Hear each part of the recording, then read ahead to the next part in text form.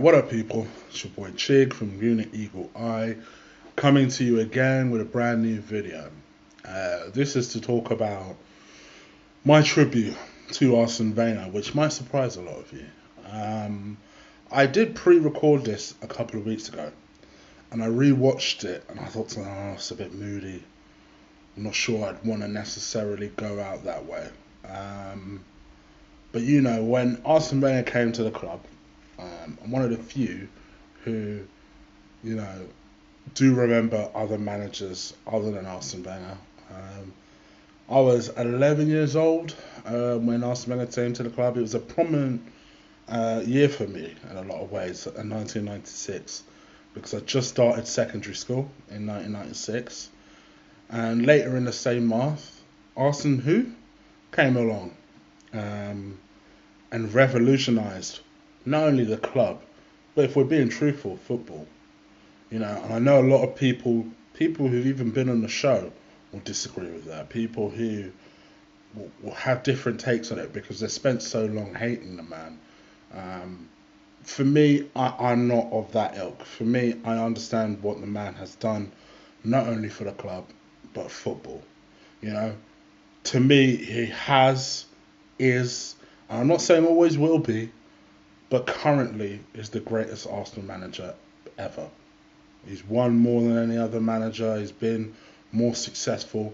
Yes, he has been even more unsuccessful than a lot of managers who you could argue that could contend with him for that title. But at the same time, you can't argue with his success. You can't argue with the players that he brought on board, from your Thierry Henrys to your Patrick Vieira's to your Nicolas Anelkas. You know, there have been some magnificent players that he's brought through. I guess you're at a point where you've criticised him for so long and he's going, that a lot of people are now too proud to be able to just say, you know what, thank you for everything you've done. You are a legend. You know, I have spent a long time hating you and be frustrated with you, but it doesn't detract from everything that you have previously done. And I think people are kind of getting it twisted with hypocrite. If you do that, I'm one of those people who wanted Wenger to leave. I wanted Wenger to leave, I wasn't a hardened Wenger out person until the season where we only signed Petr Cech. That was when I personally checked out. That was when I thought to myself, nah. When we've got obvious problems and now you're deliberately going out of your way almost to troll. I took it, maybe wrongly at the time, but I took it personally that this is your way of slighting Arsenal fans. And to me, I've said some horrible stuff about Wenger. And I don't necessarily regret a lot of them because, to be honest, I did feel that way. I felt like, well, if you're not prepared to change, why don't you leave so that someone could come on board who is prepared to change, who is prepared to adapt, who is prepared to give their all to the club. But I've said this to you on this channel before, and I'll say it again. Wenger, and I know I don't speak for all of you guys. There'll be a lot of you guys who disagree with what I'm saying. But for me personally, Wenger has always been that kind of annoying, little bit balmy uncle from the mum's side of the family that she doesn't really talk about. You know, ultimately, he's your crazy uncle. You know, he says all types of shit, embarrasses you at the dinner table, tells these stories that you don't want to be told about your childhood and that time that you farted at the dinner table, and he makes your eye roll and you're second guessing about whether you want to invite him to your wedding and shit like that. But ultimately, it's family. And I spent a long time loving that man, like he was one of my family. You know, for me, he wasn't Mr. Bean. He was he was le professor. You know, he was so captivating when he first came on board. You know, I used to watch every single fucking thing he had to say. You know, whether it was a news conference or he appeared on the news and it was a quick, 30-second interview with a match of the day pundit or whatever it was, I used to watch it. And then slowly but surely, year after year, it was the same thing happening. The same comments being said. The same problems not being addressed. The same people not being signed. The same underperformers still being kept at the club.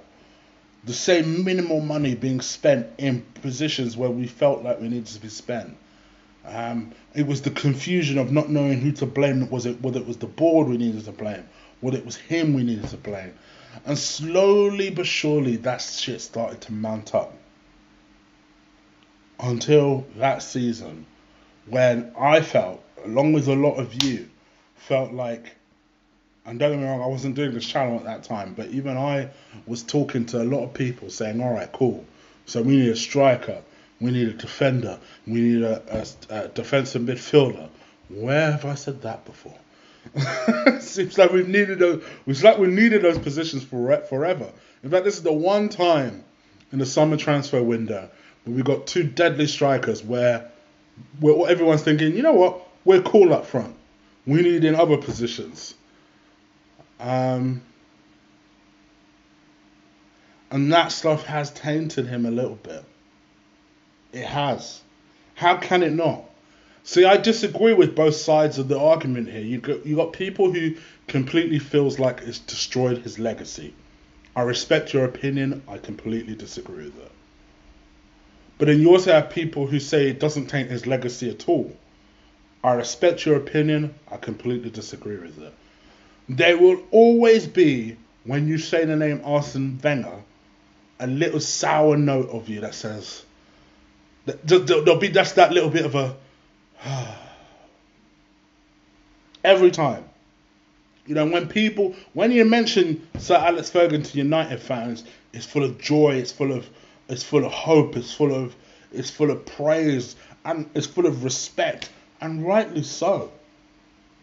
With Arsene Wenger at the moment, it will just be like, what could have been Sai. It's such a damn shame, considering the way his career started. In my view, there's a big debate at the moment about whether the stadium should be called the Arsene Wenger Stadium, because they felt like he practically built it, so why not name the stadium after him?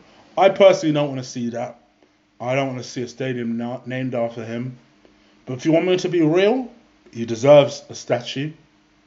100%. I'm personally fine with that. Build a damn statue for him, no problem. Name a stand for him. I think he deserves it, no problem. But don't start naming a stadium after him. Let's calm down a bit. But to me, and this is probably where I've creeped over to negative town a little bit. Well, what I will say is this. For me, he's a legend. He's done a lot for our football club. In years' time, when hopefully, God willing, we're more successful, we've won a lot more prizes, we'll look back on Arsene Wenger's time and say, you know what, you did all right. You did okay. You allowed us to be in the Emirates and transform that stadium and make it the fortress it now is for the new manager and the new manager after that. That's what I personally hope. My crazy granddad, my crazy uncle, Arsene Wenger. So for me, I personally will say, merci, Arsene. I wish you all the best for your future. I wish you every success and happiness no matter what you go on to do. And in my view, you will always be an Arsenal legend. Thank you.